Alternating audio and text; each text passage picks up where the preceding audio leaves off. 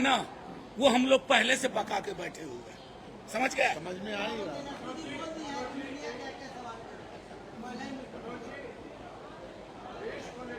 फारूक अब्दुल्ला ने कहा है कि सिक्योरिटी एजेंसी की कमेटी की वजह से वहाँ पर आतंक का घुसपैठ हुआ।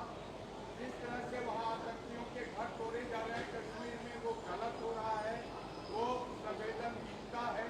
क्या जो मैं सीधी सी बात कहता हूँ, आपके सवाल का पहला हिस्सा लेता हूँ और सिर्फ एक कहता हूँ, हमने आज इस मीटिंग की शुरुआत की पहलगाम के लोगों को श्रद्धांजलि जिनकी मौत हुई। हम मधुबनी में जाकर चुनाव रैली नहीं कर रहे थे, हम उस तरह की बेशर्मी में नहीं जाते। हम तो आज तक सदन में पूछते रहे पुलवामा कैसे हुआ। अगर पुलवामा की रिपोर्ट आती तो पहलगाम नहीं होता। हमसे पूछोगे, अरे पूरा देश एक स्वर में बोल रहा है, पूरा देश एक स्वर में बोल रहा है, और आपका ट्विटर हैंडल क्या कर रहा है हम नहीं देख रहे। मतलब किसी की बयान के चेरी पिकिंग करके उत्पात मचाने से कुछ हासिल नहीं होगा।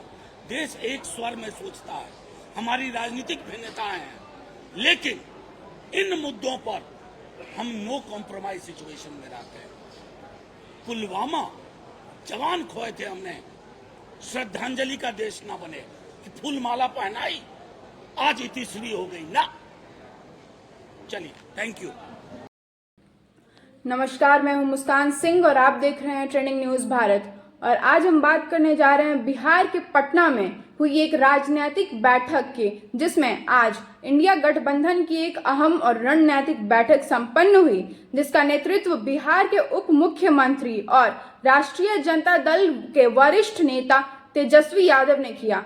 यह बैठक आगामी बिहार विधानसभा चुनाव 2025 की तैयारियों को लेकर बुलाई गई थी, जिसमें कांग्रेस, वाम दलों, विकासशील इंसान पार्टी, वीआईपी और अन्य सहयोगी दलों के प्रमुख नेताओं की मौजूदगी में रही। इस बैठक का उद्देश्य था बिहार में भाजपा और राष्ट्रीय जनतांत्रिक गठबंधन यानी एनडीए को चुनौती देने के लिए एक संयुक्त रणनीति बनाना, सीटों के बंटवारे पर चर्चा करना और एक साझा एजेंडा तैयार करना। आवाज दो हम एक हैं, आवाज दो हम एक हैं, इंडिया गठबंधन जिंदाबाद। आपके बीच इंडिया गठबंधन अध्यक्ष, माननीय अध्यक्ष और बिहार विधानसभा में प्रतिपक्ष के नेता माननीय आपके बीच आ चुके हैं।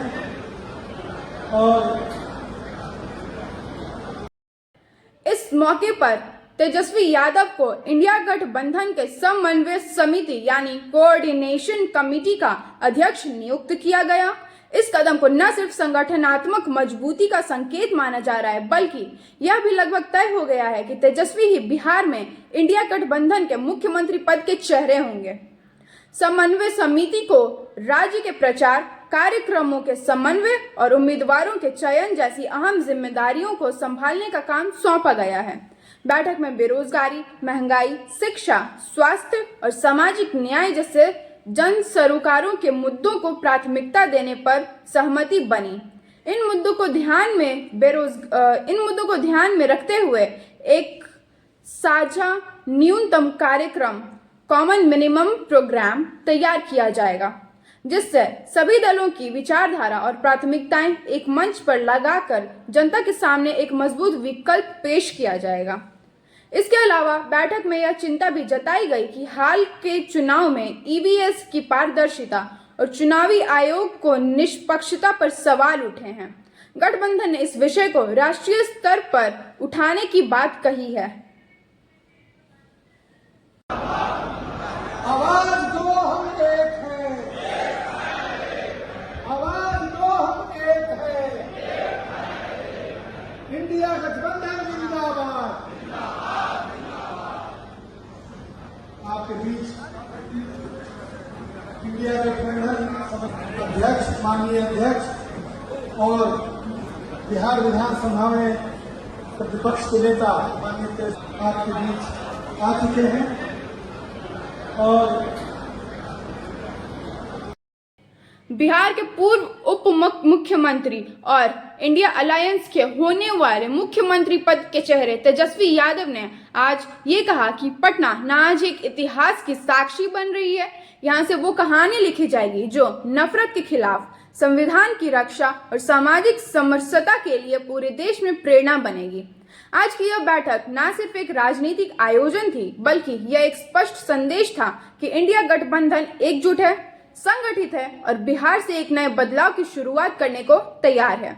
यह बैठक आने वाले चुनाव की दिशा और देश की राजनीति में संभावित बदलाव की नींव रखती है। ऐसे ही न्यूज के लिए बने रहें हमारे साथ। आगे की जानकारी के लिए देखते रहें ट्रेंडिंग न्यूज भारत। मैं मुस्कान सिंह। कोई विवाद नहीं है, हमारे दूसरे सबसे बड़े पार्टनर कह रहे हैं, समझ गए?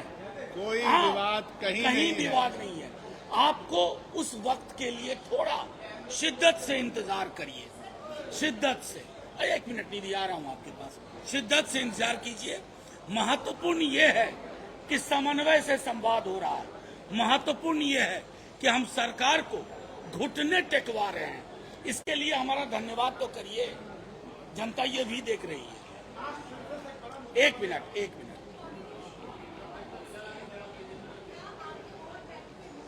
नहीं, ये कोऑर्डिनेशन नहीं है। आपको बताओ, आज तो एक व्यापक मीटिंग थी जिसमें तमाम कमिटीज के लोग थे।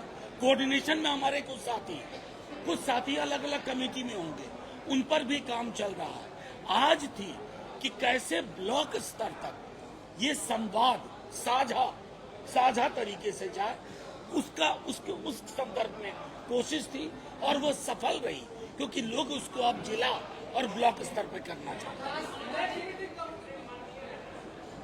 आपको पता चल जाएगा, आपके बगैर तो अफसाना अधूरा है।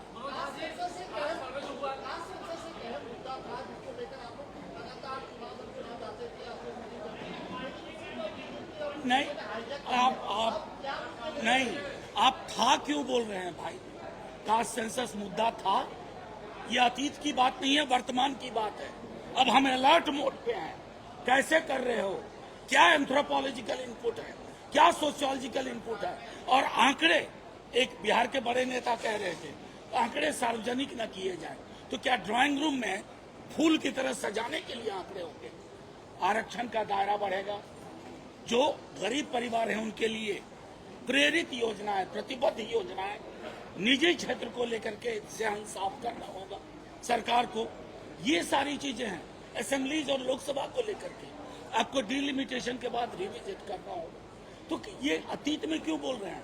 कास्ट सेंसस मुद्दा था, उनसे पूछिए जिन्होंने कहा था जहर फैलेगा। आज उस जहर को दवा बनाने की कोशिश कर रहे हैं, अब दवा हो गई।